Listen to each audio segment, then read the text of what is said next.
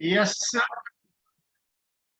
Yes पारंग अपारंग वा पारापारंग न विज्जति भी तदरंग तंग तमहंग ब्रूमि ब्राह्मण। यहाँ जो ब्राह्मण शब्द आया है, एक्चुअल में पाली में ब्राह्मण शब्द है नहीं। पाली में 3 शब्द आते हैं बहुत अच्छी तरह से। पहला मैंने आपको पिछली बार बताया था, बम्भण। बम आधा भा मां और ना, बम्भण इस तरह से एक शब्द है जिसको बोला जाता है। बम्मन और श्रमण दोनों साथ आते हैं पाली के अंदर, लगभग सारे में ये साथ हैं। तो बम्मन बोला जाता है विद्वान को, और श्रमण बोला जाता है, आप जानते हो, भगवान बुद्ध के श्रावक को। भगवान बुद्ध के श्रावकों को और उधर महावीर के श्रावकों को श्रमण बोला जाता है। ये दोनों धर्म जो है, जैन धर्म और बौद्ध धर्म, दोनों ही श्रमण संस्कृति के धर्म है। तो ये जो ब्राह्मण शब्द आया है इसके अंदर, ये ब्राह्मण शब्द सही नहीं है। दूसरा शब्द इसमें मिला है बामन। डिक्शनरी के अंदर दूसरा शब्द, तो बामन का मतलब होता है बौना, छोटा, जो पूरा नहीं। और बामन की कथा आपने पढ़ी है, हालांकि ये कथाएं सारी काल्पनिक है, कोई उसमें वो नहीं है, विस्तार नहीं है, ये सब कथाएं काल्पनिक है। दूसरा शब्द है बामन, जिसको बोलते हैं बौना। और तीसरा शब्द आता है विप्प। शब्द आता है विप्प। तो विप्प का मतलब है विप्र या पुरोहित।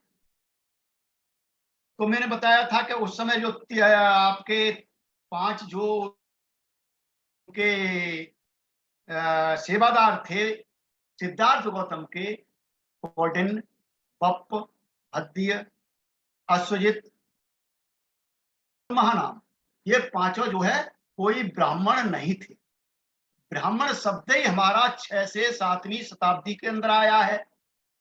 तो ये ब्राह्मण कहां से घुस गया? शब्द तो उस समय विप्प था, और विप्प किसी भी गुट का, किसी भी समुदाय का, किसी भी जाति का हो सकता था। पुरोहित किसी भी जाति का हो सकता था, आज भी वही है। आज आप देखेंगे आदिवासियों में जाके तो उनके अलग अलग गुट हैं, तो अलग अलग उनके पुजारी हैं। उस गुट का, उसी गुट का पुजारी होगा। इसी प्रकार से आपके उस समय फैले हुए थे। तो ये जो है यहाँ पर कहा गया, भगवान बुद्ध कहते हैं यस पारंग अपा पारा पारंग न विद्यते। जिस व्यक्ति के, यस माने जिस व्यक्ति के पारंग, पारंग का मतलब है आपकी 6 इंद्रियां। इंद्रियों के माध्यम से ही तो हम बाहर जाते हैं। अगर इंद्रियों को हम बंद कर दें तो बाहर हम जाएंगे क्यों? बाहर हम क्या कर पाएंगे? अगर आंखें बंद हमने कर ली तो बाहर का संसार खत्म। कान से हमने सुनना बंद कर दिया तो बाहर की आवाज खत्म। बाहर हम जाएंगे तो हम क्या हो जाएंगे? अंतर्मुख हो जाएंगे। तो भगवान बुद्ध कहते हैं यहाँ पर पारंग मतलब 6 इंद्रियां, और अपारंग विषय, उनके 6 विषय। हमारा पूरा जीवन इन्हीं में फंसा रहता है, इन्हीं में फंसा रहता है। और पारा परम, पारा पारंग, पारा पारंग मैं और मेरा। पारा पारंग का मतलब है मैं और मेरा, यानी इंद्रियां भी मेरी हैं, मैं बैठ गया, और विषय है मेरा है। इनमें हम पूरी जिंदगी उलझे रहते। पारा पारंग न विज्जति, जो व्यक्ति इनमें नहीं फंसता, यानी नाक कान जीव आंख काया मन और इनके विषय रूप गंध शब्द रस स्पर्श और धर्म और मैं मेरा में नहीं फंसता, ना विज्जति, मान नहीं रहता, इनको धारण नहीं करता, इसमें नहीं है वो, तो फिर क्या होता है? भीतर दरन।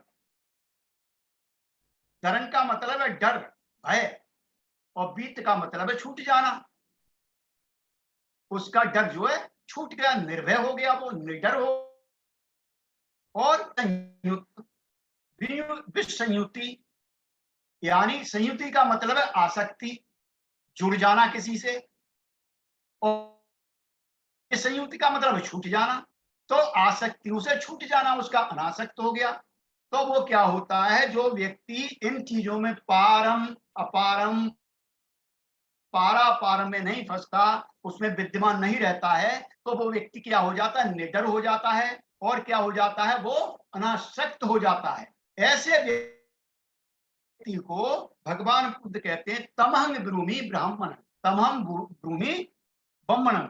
तो यहाँ पर उस व्यक्ति को मैं जो है ब्रह्मण बोलता हूँ, व्यक्ति को मैं जो है क्या कहता हूँ, विप्र कहता हूँ, विप्र कहता हूँ, यानी वो व्यक्ति जो है ब्राह्मण। तो ये जो है एक गाथा थी जो मैंने आपको सुनाई। मैं चलता हूं अपने विषय की तरफ। बहुत ही अच्छा विषय है कि भगवान बुद्ध बोधि वृक्ष के नीचे बैठे हुए हैं, वहां पर वो अनुभव ले रहे हैं संबोधि का, अपनी संबोधि का अनुभव ले रहे हैं। तो वहां पर क्या देख रहे हैं वो, उस जो उत्पत्ति और विनाश है उसको देख रहे हैं वहां पर, वो स्पष्ट किया। और जब एक कथा और बताई थी उस बीच में, तो सारी पुत्र की, तो जो चीज उन्होंने वहां पर देखी, वहां पर क्या देख रहे हैं कि हम किस में फंसे हुए हैं, हमारा पूरा अस्तित्व जो है संस्कारिकता के अंदर फंसा हुआ है, संस्कारिकता के अंदर फंसा हुआ है। और संस्कारिकता भी बहुत है, जैसे जैविक संस्कारिकता, हमारे अंदर जैविकता है, क्योंकि हम अन्य प्राणियों से अलग नहीं है। जैविक का मतलब है कि वो किस पर रहते हैं, सारे जीव किस पे हैं, उनको खाना पीना चाहिए और सेक्स चाहिए, तीन चीजों में मस्त रहते हैं, चौथे की उनको जरूरत नहीं पड़ती। मैक्सिमम आप जितने भी आपके पास जीव, आपके आसपास जीव हैं, उनमें यही देख सकते हो आप। पूरे दिन खाने के लिए भटकते रहेंगे, पीने के लिए भटकते रहेंगे, और उसके बाद उनका सेक्स होता है, बस तीन चीज रहती हैं। वो हमारी भी प्रवृत्ति है। क्या हम इससे उभर पाए हैं, क्या हम इससे बाहर निकल पाए हैं? दूसरी संस्कारिकता है लिंग की संस्कारिकता, ये महिला है मैं पुरुष हूं, हमारे अंदर है। तो इस तरह की हमारी, उसके बाद आती है हमारी व्यक्तिगत संस्कारिकता आती है, हमारे स्वभाव आते हैं इसके अंदर, मेरा कैसा स्वभाव है, आपका कैसा स्वभाव है। हर किसी का स्वभाव अलग अलग होता है, किसी का धार्मिक स्वभाव है, कोई आर्थिक में ज्यादा लिप्त रहता है, सामाजिक में लिप्त रहता है। तो इस तरह से हमारा ये जो व्यक्तिगत संस्कारिकता हो गई। फिर आपकी चलती है आगे पारिवारिक संस्कारिकता, हम परिवार में घुसे रहते हैं, ये परिवार मेरा है, ये परिवार किसी और का है, ये फलाने का परिवार है, ढिकरी का परिवार है। लेकिन यहाँ पर भंते जी ने बहुत अच्छा किया है। कल मैं पढ़ रहा था उनका विचार, उनका संदेश पढ़ रहा था, तो उसमें देख रहा था मैं, इंग्लैंड के अंदर जब हमारे आंदोलन की शुरुआत हुई, तो बहुत सारे जो मित्र थे शिविर के अंदर आए, और जब शिविर खत्म हो गया तो मैक्सिमम मित्र वहां से जाना नहीं चाहते थे। अब जाना नहीं चाहते थे तो फिर कैसे हो, जो तो वहां पर टाइम के लिए लगा था, कुछ टाइम के लिए, 2 दिन के लिए, 10 दिन के लिए लगा था, 15 दिन के लिए लगा था, उसके बाद व्यवस्था कौन करेगा, तो उस समय तो वो चले गए। लेकिन दोबारा जब शिविर कॉल हुआ, जब दोबारा शिविर कॉल हुआ तो उसमें गए, फिर वो मित्र जो वापस ही नहीं गए, जब वापस गए तो खाने पीने का भी डालना पड़ गया।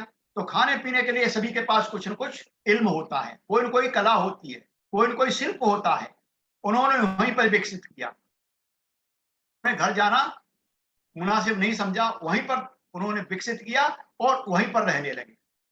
लेकिन हमारे यहाँ पर व्यवस्था कुछ और है, अलग है। तो इस तरह से उन्होंने एक परिवार जनरेट कर लिया, वहां पर एक परिवार जनरेट कर लिया, जिसको बोला जाता है friends of western Buddhist order. जिसको अब जो है त्रिरत्न बौद्ध महासंघ के नाम से जाना जाता है। हमें भी जाना चाहिए। कुल क्या है? उस कुल में हमको रहना चाहिए। कुछ दिन के लिए, महीने के लिए, 15 दिन के लिए, 2 महीने के लिए, 4 महीने के लिए, जितना हम कर सके उस कुल के अंदर रहेंगे, तो उस कुल में हमारी कुछ आध्यात्मिक प्रगति होगी। यहाँ ऐसा सिस्टम अभी डेवलप नहीं हो पाया। अगली जो आर्थिक संस्कारिकता आती है, उसके अंदर जिम्मेदारी लेते हैं, कुछ आर्थिक जिम्मेदारियां लेते हैं। जैसे हमारे कुछ साथी हैं, लगातार दिल्ली केंद्र को सपोर्ट करते आ रहे हैं, कुछ न कुछ दान करते रहते, भेजते रहते। तो ऐसी जिम्मेदारियां हम ले सकते हैं कि नहीं, इस केंद्र को हम जो है 100 रुपए, 200 रुपए, 500 रुपए, 1000 रुपए, जैसी हमारी ताकत है, जैसा हमारा सामर्थ्य, वैसा हम सपोर्ट करते रहेंगे, ताकि यह केंद्र आगे आर्थिक ये भी चलती रहती है। सामाजिक संस्कारिकता होती है, ये मेरा समाज है, ये दूसरा समाज है, ये आदिवासी समाज है, ये एससी समाज है, ये आजकल ये भी चल रहा है। और इस प्रकार से इनसे भी हट करके एक संस्कारिकता और है, इससे भी हट करके है। ये तो है, आगे आप जब बढ़ेंगे, इसमें संघ के अंदर आगे बढ़ेंगे, आप मित्र शिविरों को छोड़ करके आगे जाएंगे, जब जीएफआर में जाएंगे तो आपको ये सारी चीज मिलेंगी। लेकिन इसके बावजूद एक संस्कारिकता और है, जिसको हम बोलते हैं मानसिक संस्कारिकता, मानसिकता जिसको बोलते हैं। तो यह मानसिक संस्कारिकता 2 प्रकार की होती है। मानसिकता 2 प्रकार की होती है, ये 2 प्रकार से काम करती है। पहली यह, इसको हम क्या कहते हैं, भवचक्रीय मानसिकता। भवचक्रीय मानसिकता, या जिसको बोलते हैं प्रतिक्रियात्मक मानसिकता। हाँ, यहाँ क्या होता है कि यहाँ 2 विपरीत घटक होते हैं, वो आपस में करते हैं, आपस में चलते हैं, इसे बोला जाता है भवचक्रीय मानसिकता। इसमें क्या होता है, जैसे आनंद है, अभी आपको बहुत बड़ा आनंद आ रहा है, लेकिन जैसे ही आपने कोई घटना सुनी, कोई घटना आपके साथ घट गई, आपके साथी के साथ या आपके रिश्तेदार के साथ में, तो एकदम आपको क्या हो जाएगा, विषाद हो जाएगा। आप जो है आनंद में से निकल के एकदम विषाद में चले जाएंगे। आनंद छूट गया, आप विषाद में पहुंच गए। और जब आपको कोई अच्छी अनुभूति होगी तो विषाद वहां पर छूट जाएगा, आनंद आ जाएगा। क्या हो गए, विपरीत हो गए, विपरीत घटक हो गए। इसी प्रकार से हमारे क्या होते हैं, जो हमारे क्या नाम है आपका, सुख दुख हुआ, लाभ हानि हुई, यश अपयश हुआ, और यहां तक कि हमारे जीवन में जो प्रतिसंपाद उस दिन बताया था आर्यन विमल प्री जी ने, उसमें लास्ट 2 दिए थे, जन्म और मृत्यु। जन्म का मतलब उत्पन्न हो जाना, और मृत्यु का मतलब है समाप्त हो जाना, गायब हो जाना। तो ये विपरीत घटक है। ये विपरीत घटक क्या है कि हमको कहां फंसाते रहते हैं, ये भवचक्र के अंदर फंसाते रहते हैं। इसलिए इसको बोला जाता है भवचक्रीय मानसिकता या भवचक्रीय संस्कारिकता। दूसरी संस्कार जिसको बोला जाता है ऊर्ध्वाकार चक्राकार संस्कारिकता, इसको ऊर्ध्वाकार चक्राकार मार्ग भी बोला जाता है। इसमें क्या होता है कि एक घटक दूसरे घटक का निरोध नहीं करता, एक घटक जो है दूसरे घटक का निरोध नहीं करता है, बल्कि उस घटक को पैदा कर देता, पैदा करके उसको सहारा देता है कि आगे और बढ़, वो भी नहीं छूटता और आगे बढ़ता चला जाता है। जैसे श्रद्धा, श्रद्धा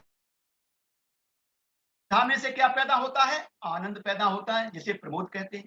श्रद्धा में से प्रमोद पैदा होता है, लेकिन श्रद्धा वहां पर खत्म नहीं हो जाती, प्रमोद भी हमारे अंदर है और श्रद्धा भी हमारे अंदर है, दोनों स्थिर रहते हैं। और उस प्रमोद में से क्या पैदा होता है, प्रीति पैदा होती है। जब हमें आनंद आने लगता है तो प्रीति पैदा होती है, लेकिन प्रीति जो है प्रमोद को निरोध नहीं करती, बल्कि निरोध भी बना रहता है और प्रीति और आगे बढ़ी रहती है। श्रद्धा भी है, यहाँ पर प्रमोद भी है और प्रीति भी है।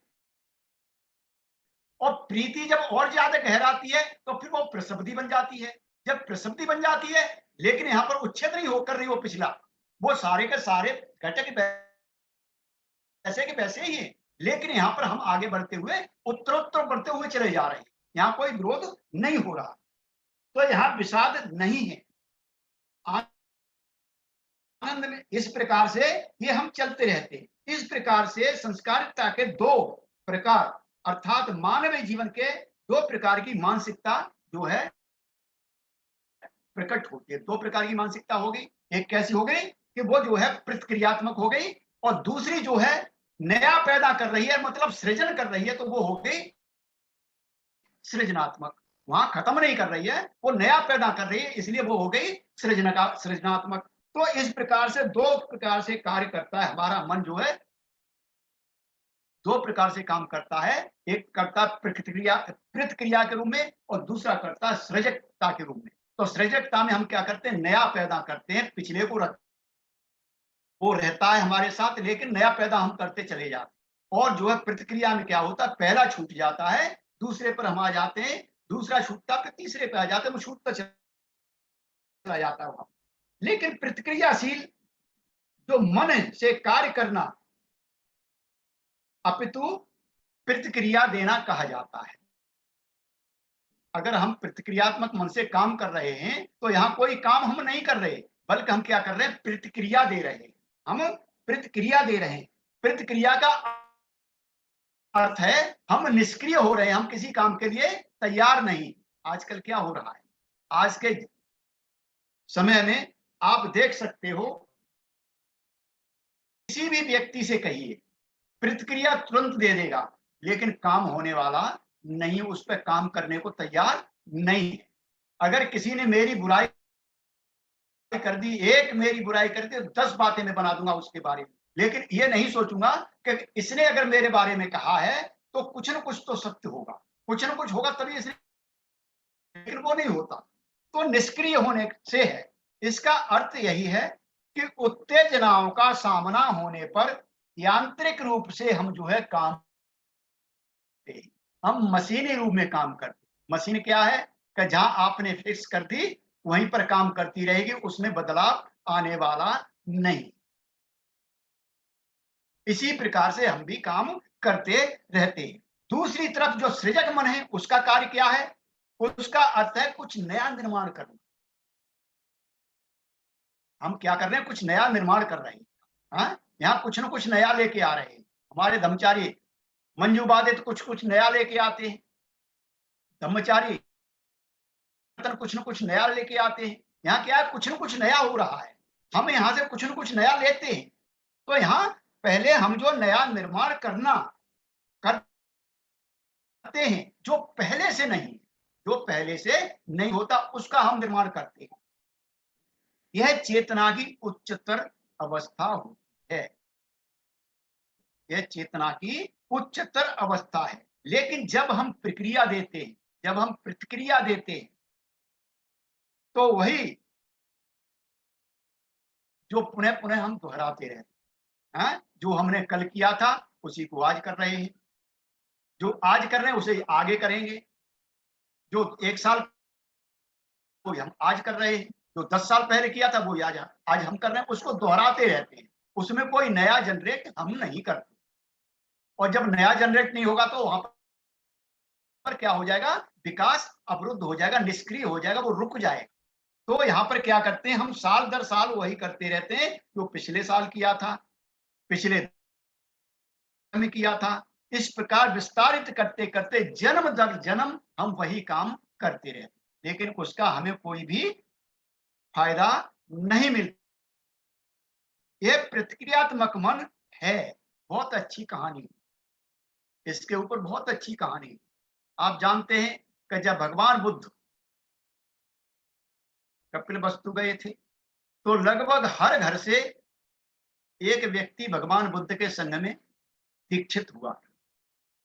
एक परिवार है वस्तु में, जिसमें 2 भाई थे। बड़े भाई का नाम महानाम था, छोटे भाई का नाम अनिरुद्ध था। बड़ा भाई का शादी हो गई, सारा घर का, पूरे परिवार का वो संभाल रहा था। तो महानाम बोला अनिरुद्ध से, अनिरुद्ध की शादी नहीं हुई थी, अभी कवारा था, नया लड़का था, ज्यादा काम नहीं पड़ा इसके ऊपर। तो बोला कि भाई देखो, हर घर से एक व्यक्ति गया है, तो हमारे घर से भी एक व्यक्ति तो जाना ही चाहिए बुद्ध के साथ में, क्योंकि हमारे समाज के हैं, हमारे गोत्र के हैं, हमारी जाति के हैं।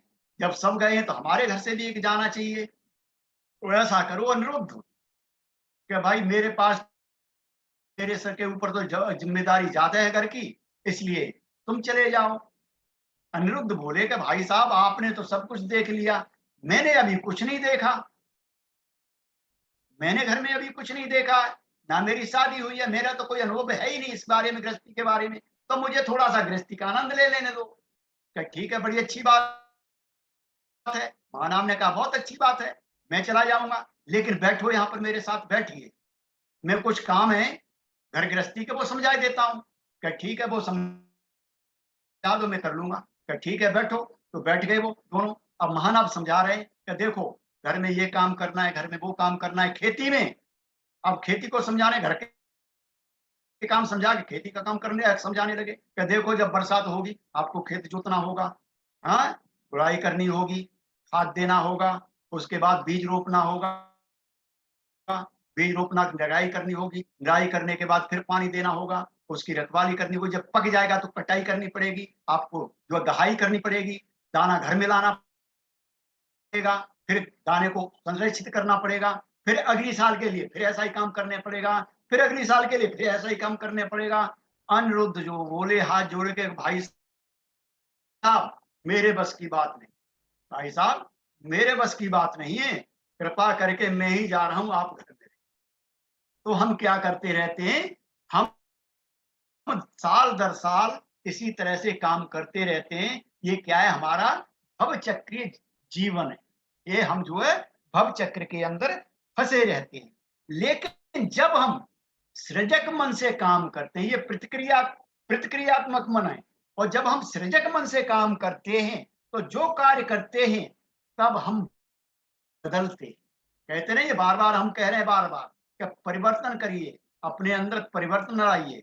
और जो परिवर्तन आज हम देख रहे हैं, पिछली बार हमने देखा था निशा कुरिल के अंदर, हाँ, जब सोमवार से और शुक्रवार तक आई थी, कितना परिवर्तन हो गया उनमें। आज हम विनोद बुतोल के सामने परिवर्तन देख रहे हैं, उनके अंदर देख रहे हैं, पहली बार ही आए वो भी संचालन करने के लिए, उनके अंदर परिवर्तन आ गया। तो ये क्या है, सृजकता है।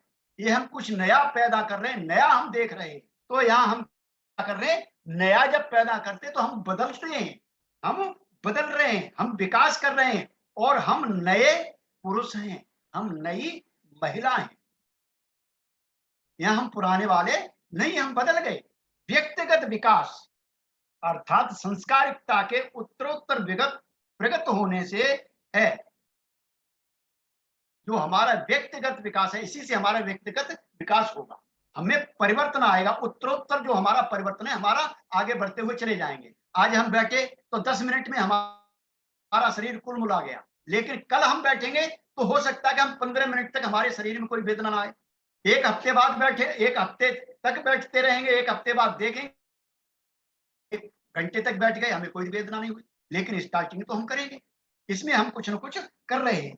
व्यक्तिगत विकास का मतलब प्रतिक्रियाओं का छोड़ना है। यहाँ जो प्रतिक्रिया हम छोड़ते चले जाएंगे, जैसे हम सृजक मन में आएंगे, हम प्रतिक्रिया छोड़ना, वो देना छोड़ देंगे, हम प्रतिक्रिया जो है छोड़ते चले जाएंगे,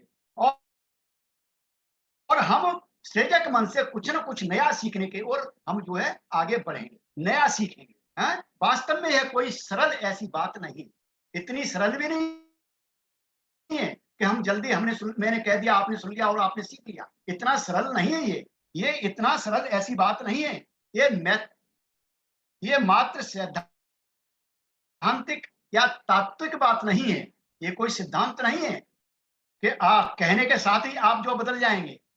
क्योंकि वास्तविकता का सामना होने पर जबरदस्त पर्याय का होना है। जब हमारे सामने वास्तविकता से हमारा सामना होता है तो हम पर्याय ढूंढते हैं वहां पर।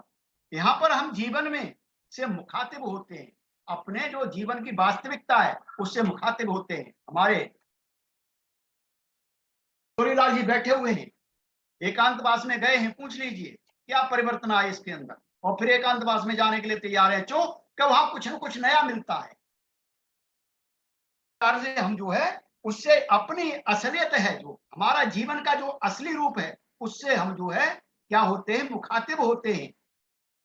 और यह प्रक्रिया बार बार प्रति क्षण क्षण प्रति क्षण हम उसके सामने, हमारा सामना होता है और फिर हमें इस प्रतिक्रिया देने और सृजनशीलता के बीच में हमें चुनाव करना पड़ता है कि हम इधर जाएं या इधर जाएं, प्रतिक्रिया दें या नहीं दें, सृजकता में रहें, हम अपने विकास की तरफ बढ़े या प्रतिक्रिया दें। तो हम क्या करते हैं, इसके बीच में हमको चुनाव करना पड़ता है। किसी कठोर बात करने पर हम नाराज हो जाते हैं, हमें पीड़ा महसूस करते हैं। हम प्रतिक्रिया दें या ना करें, प्रतिक्रिया करें या ना करें, जिसने हमको पीड़ित किया है, जिसने हमको बुरा भला किया है, कहा है, उसको हम उसका जवाब दें या ना दें, इस दोराहे पर हम हमेशा खड़े रहते हैं। इस पे हम बोल करते हुए समझने का प्रयास करें। यहाँ पर हम जो है समझने का प्रयास करें, सहानुभूति जताएं,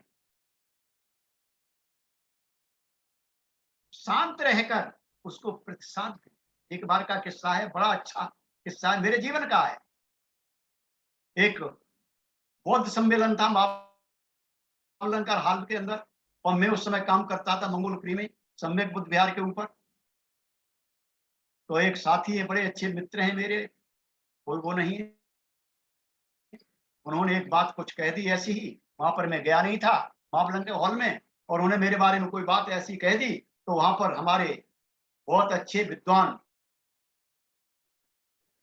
बौद्धाचार्य शांति स्वरूप शांत जी ने जब बात सुनी, तो उन्होंने उसका जवाब दे दिया। जब उन्होंने जवाब दे दिया और ये बात मेरे पास आ गई, मैं अपनी ड्यूटी से जा रहा था घर के लिए, वो रास्ते मिल गए, मैंने दोनों हाथ जोड़े, मेरे बंधु जी, मित्र जी, आपका बहुत बहुत पुण्यानुमोदन, आपका बहुत बहुत साधुवाद। अरे भाई क्या बात होगी? अरे मैंने कि जहां मैं नहीं गया था वहां आपने मेरा नाम पहुंचा दिया, मेरी चर्चा कर दी, बहुत अच्छा किया आपने। कम से कम वहां पर जितने आदमी थे उनके कान में ये तो पड़ गया कि चरण सिंह नाम का कोई आदमी जो है मंगोलपुरी में काम कर रहा है।